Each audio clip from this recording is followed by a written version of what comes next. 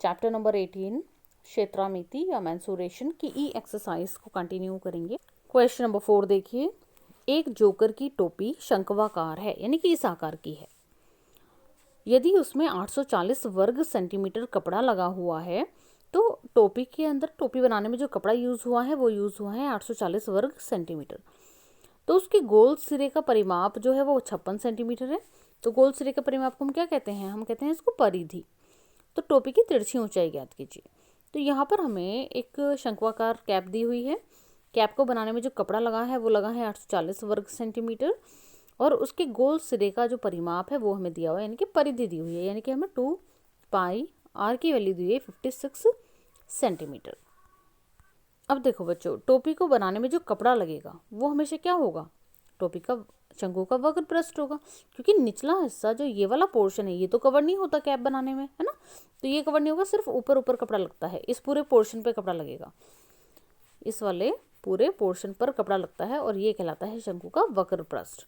ठीक है, तो ये जो हमें दिया हुआ है कि कितना कपड़ा लगा, ये शंकु का वक्र पृष्ठ दिया हुआ है इनडायरेक्टली। ठीक है, इसके अलावा वक्र पृष्ठ का फॉर्मूला होता है पाई आर एल। तो पाई आर एल हमें दिया हुआ है 840।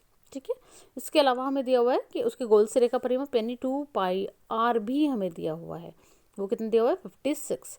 और हमें निकालनी है टोपी की तिरछी ऊंचाई एल, हमें फाइंड आउट करना है।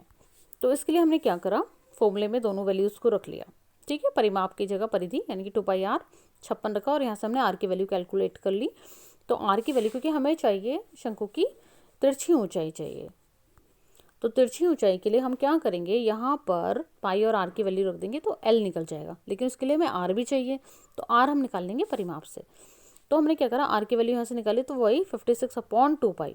2 पाई यहाँ के भाग में आ गया। ठीक है, अब आर की प्लेस पर हमने 56/2 पाई रख दिया, तो पाई 56/2 पाई इंटू एल। ठीक है, और यहाँ से एल की वैल्यू निकल गई। सॉल्व करने के बाद 840 और जो एल के साथ मल्टीप्लिकेशन में था वो डिवीजन में आ गया और यहाँ से एल की वैल्यू है 30 सेंटीमीटर, 30 सेंटीमीटर। नेक्स्ट क्वेश्चन है क्वेश्चन नंबर 5।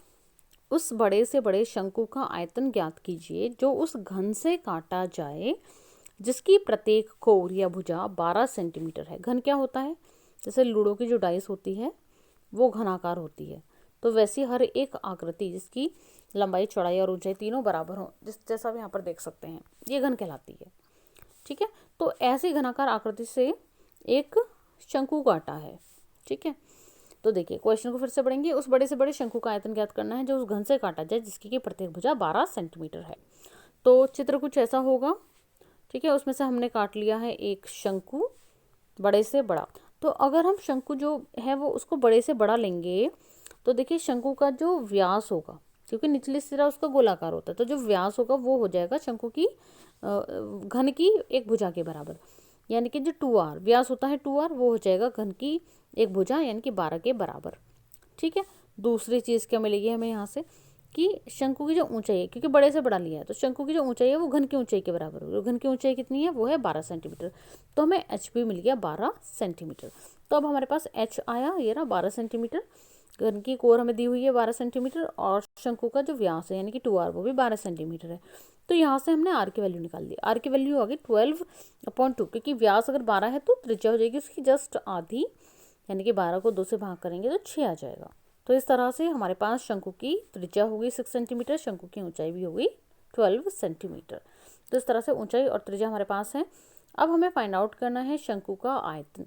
शंकु का आयतन का फॉर्मूला होता है बच्चों 1/3 पाई आर स्क्वायर एच। ठीक है, तो इस फॉर्मूले में हमें सारी वैल्यूज को पुट करना है। तो देखो हमारे पास एच की भी वैल्यू है, हमारे पास आर की भी वैल्यू है, पाई की वैल्यू होती है हमारे पास। तो इस तरह से हम इसको सिंप्लीफाई करके शंकु का आयतन निकालेंगे। यहाँ पर हमने सारी वैल्यूज को पुट कर लिया। 1/3 पाई आर स्क्वायर, आर के प्लेस पर 6 रखा, 6 का स्क्वायर हुआ और एच के प्लेस पर 12 रखा, उसको सॉल्व करा।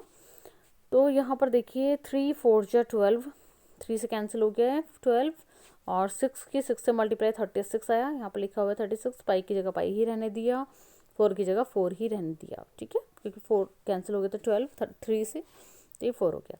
तो पाई इंटू 36 इंटू 4 और तीनों की जब मल्टीप्लाई करेंगे तो हमें मिलेगा 144 पाई।